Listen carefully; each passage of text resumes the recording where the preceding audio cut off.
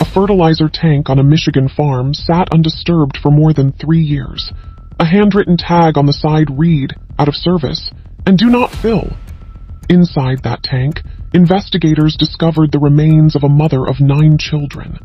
Her husband told family members she had simply walked away. Before we dive deeper, let us know where you are watching from in the comment section. Don't forget to subscribe so you don't miss out on our videos. On April 25th, 2021, Dee Warner's daughter, Bach, stopped by her mother's house for their usual Sunday breakfast. Dee, a mother and stepmother of 9 children, was nowhere to be found. Her vehicles were still parked at the property. An overnight bag along with a curling iron, a makeup bag, her phone, and her purse was missing. Dee Warner was 52 years old at the time of her disappearance. Dale Warner, her husband, allegedly told family members he last saw his wife sleeping on a couch early that morning and that the couple had quarreled the night before. He told them he thought Dee had run off, leaving her $40,000 wedding ring on his desk in the farm's office, but suspected she would return home. Dee was reported missing by her family later that day. The investigation began immediately following the missing person report. Law enforcement officers conducted interviews with family members, friends, and neighbors. They examined the property and collected potential evidence. The initial phase of the investigation focused on determining the circumstances of Dee's disappearance and identifying possible leads. Detectives noted several pieces of evidence that did not align with a voluntary disappearance. Dee's vehicles remained at the property. Her personal belongings, including her phone and purse, were absent from the home. The wedding ring left on the desk raised questions about the circumstances of her departure. Law enforcement conducted searches of the surrounding area. They utilized ground search teams and canine units to cover the property and neighboring locations. The searches did not initially locate Dee or any evidence indicating her whereabouts.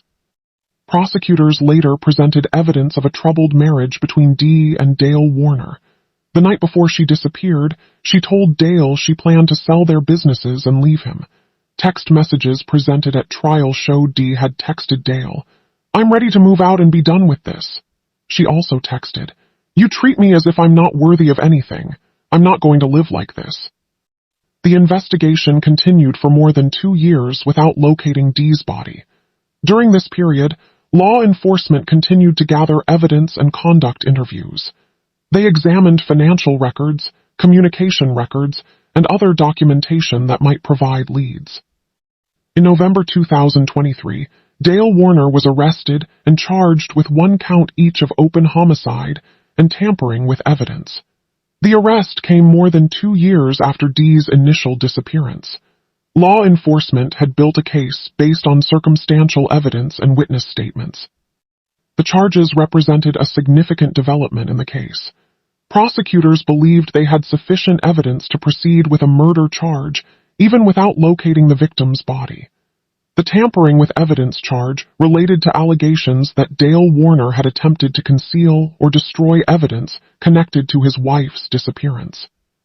In August 2024, Dee Warner's remains were discovered inside a fertilizer tank on property the family owned.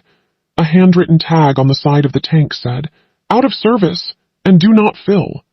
The discovery provided a critical piece of evidence in the case. The remains were recovered and examined by forensic experts. Authorities concluded she died by strangulation and had suffered blunt force trauma. The forensic analysis provided crucial evidence for the prosecution's case. The recovery of the remains allowed the investigation to move forward with additional forensic evidence. The location of the remains and the condition of the tank became central elements of the trial proceedings. The case proceeded to trial with both sides presenting their arguments. Prosecutor Jackie Wise told jurors that Dale Warner could have called 911 when he realized what had happened, but instead taped Dee Warner's mouth and nose so she could not breathe. "Those were all conscious decisions," Wise said. The prosecution presented evidence of the timeline leading to Dee's disappearance. They introduced the text messages and witness testimony about the troubled marriage. The forensic evidence from the remains and the discovery of the body in the fertilizer tank were key elements of their case. The defense argued that Dale Warner was not the only person on the property when Dee vanished.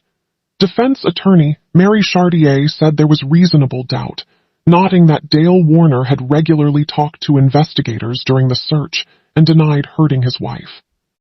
The defense also emphasized the lack of direct witnesses to the events. They argued that without a witness or conclusive forensic evidence, there was insufficient proof to convict Dale Warner of the charges. The trial included testimony from forensic experts who analyzed the remains and the scene where they were discovered. The experts provided their findings to the jury, explaining the scientific basis for their conclusions. The case was featured on the television program 48 Hours and on People magazine Investigates. The media coverage brought additional attention to the case and the issues it raised about domestic violence and the investigation of missing persons cases. On March 10, 2026, the jury returned a verdict.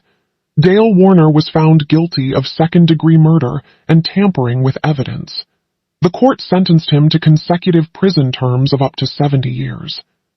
The case demonstrated the use of forensic evidence, including the discovery of remains and the analysis of communication records.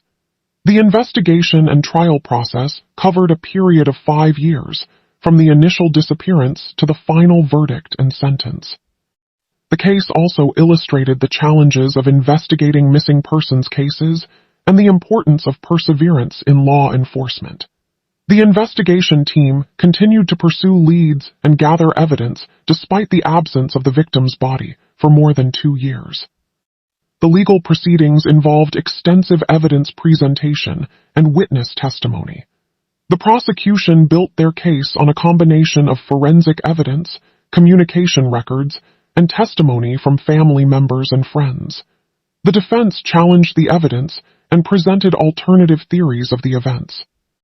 The case concluded with a conviction and substantial sentence, reflecting the court's determination that the evidence proved the defendant's guilt beyond a reasonable doubt. The outcome provided closure for the family and community affected by Dee Warner's death.